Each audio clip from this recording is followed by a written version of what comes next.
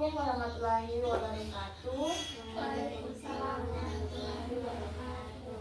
Bagaimana kabarnya hari ini anak-anak? Baik, Ibu. Alhamdulillah. Sebelum kita mulai pembelajaran, marilah kita membaca doa. Saya persilakan Salwa untuk memimpin doanya. Teman-teman, sebelum kita mulai pelajaran hari ini, marilah kita berdoa. Berdoa yang dimulai. Berdoa selesai. Sebelum masuk ke materi, Ibu absen dulu.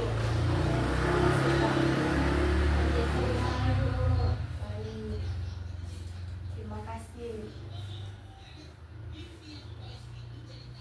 Ibu mau tanya dulu, apa itu energi? Ada yang tahu? Saya Ibu. Silakan. Energi itu adalah kemampuan untuk melakukan usaha atau menyebabkan perubahan seperti perubahan gerak, posisi suhu, atau wujud zat. Ya, betul. Energi itu adalah kemampuan untuk melakukan usaha atau melakukan kerja. Energi juga dapat kita gunakan setiap hari, contohnya ketika kita makan, menggunakan lampu, menggunakan handphone, dan lain-lain. Itulah kemudian kita akan masuk ke materi hari ini. Materi hari ini adalah energi terbarukan dan tidak terbarukan. Sebelum itu, Ibu akan membacakan tujuan pembelajaran hari ini. Yang pertama, mengidentifikasi berbagai jenis sumber energi terbarukan dan tidak terbarukan. Yang kedua, menjelaskan konsep energi serta perbedaan antara energi terbarukan dan tidak terbarukan. Yang ketiga, membandingkan kelebihan dan kekurangan penggunaan energi terbarukan dan tidak terbarukan dalam berbagai sektor kehidupan. Yang keempat, menganalisis dampak penggunaan energi tidak terbarukan terhadap lingkungan dan kehidupan manusia.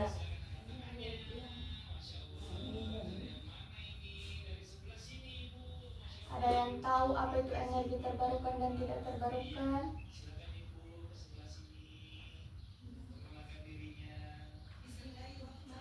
Tidak tahu Ibu. Ibu jelaskan, energi terbarukan dan tidak terbarukan adalah sumber energi yang dapat diperbarui secara alami dan tersedia melimpah di alam, seperti matahari, angin, air, dan biomasa. Sedangkan energi tidak terbarukan di sisi lain adalah sumber energi yang jumlahnya terbatas dan tidak dapat diperbarui dalam waktu singkat, seperti bahan bakar fosil, minyak bumi, gas alam, batu bara, dan energi nuklir. Di sini ada jenis-jenis sumber energi terbarukan dan tidak terbarukan beserta karakteristiknya.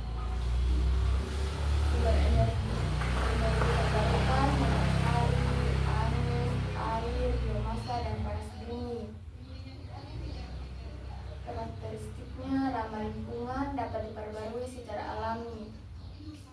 Sedangkan sumber energi tidak terbarukan, batu bara, minyak bumi, dan gas alam, karakteristiknya tidak ramah lingkungan, bisa habis jika terus digunakan.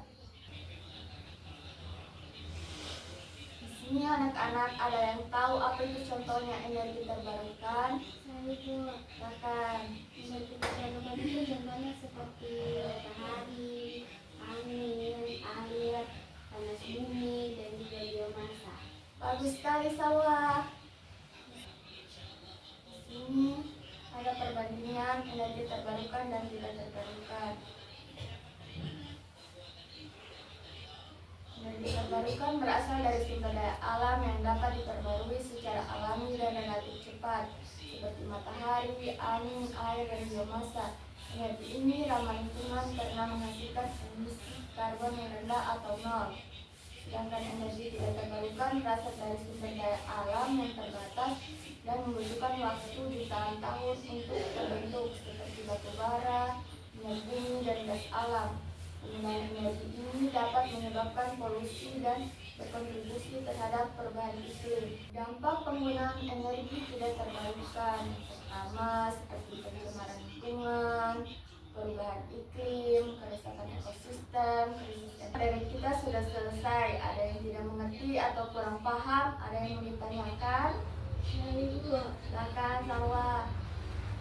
saya mau bertanya Ibu, mengapa energi terbarukan tidak akan habis meskipun terus digunakan? Nah, bagus pertanyaannya.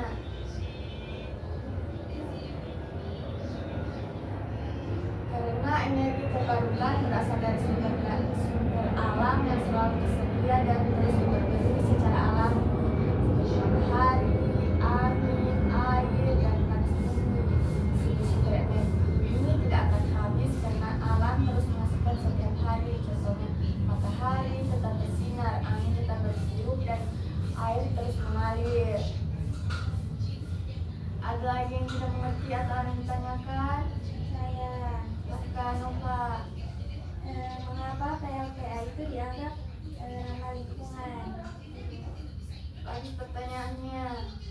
Di sini PLTA dianggap ramah lingkungan karena menghasilkan listrik tanpa bahan bakar fosil. Artinya PLTA tidak mengeluarkan asap, polusi, atau gas kaca. Selain itu, air yang digunakan tetap kembali ke sungai atau waduk sehingga tidak terbuang atau habis.